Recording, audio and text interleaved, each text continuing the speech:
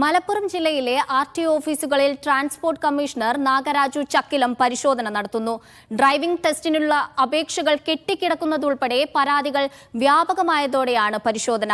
അടുത്ത 3 മാസത്തിനുള്ളിൽ കെട്ടിക്കിടക്കുന്ന അപേക്ഷകൾ പരിഗണിച്ച് പരിഹാരം കാണുമെന്ന് നാഗരാജു ചക്കിലം മീഡിയ വണ്ണിനോട് പറഞ്ഞു. മലപ്പുറം ജില്ലയിലെ ആർടി ഓഫീസുകളിൽ ഡ്രൈവിംഗ് ടെസ്റ്റ് അപേക്ഷകൾ ഉൾപ്പെടെ വലിയ തോതിൽ കെട്ടിക്കിടക്കുന്നതോടെ ഡ്രൈവിംഗ് ടെസ്റ്റിനും ലൈസൻസിനുമായി അപേക്ഷിച്ചവർ മാസങ്ങളോളം കാത്തിരിക്കേണ്ട അവസ്ഥയാണ്. ഇത് വലിയ തരത്തിൽ പ്രതിഷേധങ്ങൾക്കും ഇടയാക്കിയിരുന്നു.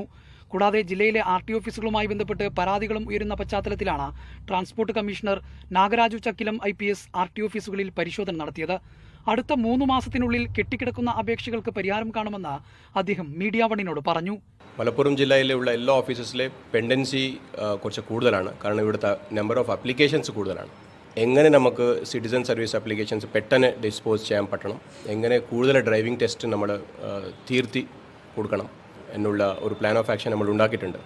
ഡെഫിനറ്റ്ലി ഒരു 3 മാസം കൊണ്ട് നമ്മൾ ഈ പെൻഡൻസി കുറച്ച് നിൽ ആകും എന്നുള്ള ഒരു കോൺഫിഡൻസ് നമുക്ക് വന്നു. Deputy transport commissioner MP James, ജില്ലാ RTO B ഷഫീഖ് എന്നിവരും ട്രാൻസ്പോർട്ട് കമ്മീഷണർക്കൊപ്പം പരിശോധനയ്ക്കെത്തിയിരുന്നു. മീഡിയ 1 മലപ്പുറം.